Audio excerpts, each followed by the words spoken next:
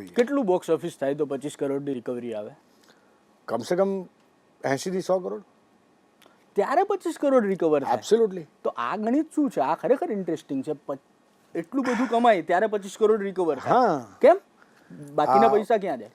તો આનું અગેન મેં એકવાર મેથ આપેલું છે કે અગર માની લો કે જે પણ ટિકિટ હોય, જે પણ બોક્સ ઓફિસ આપણે કોને કહીએ છીએ કે જેટલા ઓડિયન્સે થિયેટરમાં એ જેટલી ફિલ્મ જોઈ, જેટલી પણ ટિકિટ ખર્ચીને એનો જે ટોટલ સરવાળો થાય, that is the box office collection.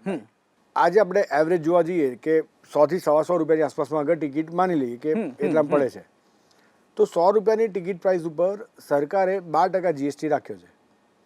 એટલે 112 રૂપિયાની ટિકિટ પ્રાઇસ ઇવેન્ચ્યુઅલી પડે છે દરેક પ્રેક્ષકને. તો 112 રૂપિયામાંથી 12 રૂપિયા તો જીએસટીના જે સરકાર લઈ જશે. ઓકે. હવે જે 100 રૂપિયા બચ્યા એમાંથી થિયેટર પોતે 25 રૂપિયા એઝ અ સર્વિસ ચાર્જ તરીકે લઈને જાય છે. એટલા બધા? હા. અહીંયા એક બહુ જ મોટો અહીંયા એક કેચ છે અને આવ્યા એક વસ્તુ આઈ ઓપનર પણ છે બધા જ માટે. For the audience, for the theatre owners, for the producers, for the film industry, for the government, everyone. 75 રૂપિયા. હજુ પહેલા બ્રેકઅપ સમજાવું અને why I'm saying this so loud. 25 રૂપિયા સમજીએ, ઇન્ટરેસ્ટિંગ છે. 100 રૂપિયામાંથી 25 રૂપિયા સર્વિસ ચાર્જ તરીકે થિયેટર પહેલા લઈ જશે. હવે બચ્યા 75 રૂપિયા. એમાંથી 45% ગુજરાતી પ્રોડ્યુસરને મળશે અને 55% થિયેટર રાખશે. એમનો પોતાનો શેર. સર્વિસ ચાર્જ ઉપરાંત 55%. Yes, correct. એટલે 75 રૂપિયાના 45%, 7 ચોક 28 એટલે લગભગ 30 રૂપિયા થયું. તો 30 રૂપિયા એ પ્રોડ્યુસરને મળશે. ટિકિટની વેલ્યુ કેટલી હતી? 112 રૂપિયા. 112 રૂપિયા. સો જ્યારે 112 રૂપિયા પર પ્રોડ્યુસરને કેટલા મળ્યા? 30 રૂપિયા. સો તમારે 25 રૂપિયા પર તમે 25 કરોડ તમને પાછા જોઈએ છે, તો હું કેટલા કરીશ તો મને 25 કરોડ પાછા મળશે. આ એક સિમ્પલ લોજિક. ઓકે. હજુ આ 30 રૂપિયા જે છે એમાં ડિસ્ટ્રીબ્યુટરની પોતાની ફીસ પણ આવશે 10%. એટલે 30 રૂપિયા જે પ્રોડ્યુસર સ્ટેક છે, તો મેં મારા જે ડિસ્ટ્રીબ્યુટર રાખ્યા છે એમની 10% ફીસ લેશે. એટલે 3 રૂપિયા એમને જશે. તો મારા હાથમાં કેટલા રહ્યા? 27 રૂપિયા.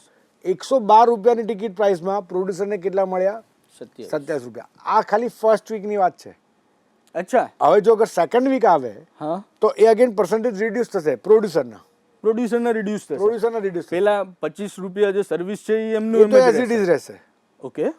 એટલે પહેલા જે 45-55 નો રેશિયો હતો એ હવે સેકન્ડ વીકમાં 40 અને 60% નો રેશિયો થશે.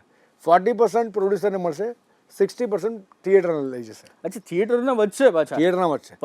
ત્રીજા વીકમાં 35% થશે અને થિયેટરના 65% થશે. ગજબ સમીકરણ છે આ તો. ચોથા વીકમાં 30% મળશે, થિયેટરમાં 70% આવશે. એટલે અગર ફિલ્મ લાંબી ચાલે તો નુકસાન અગેન પ્રોડ્યુસરને છે. ગજબ છે. તમે આ બધા સમીકરણો પાર પાડીને પછી પણ કમાઈ લો છો. અરે ભાઈ, તો ઠાકોરજીની દયા છે યાર.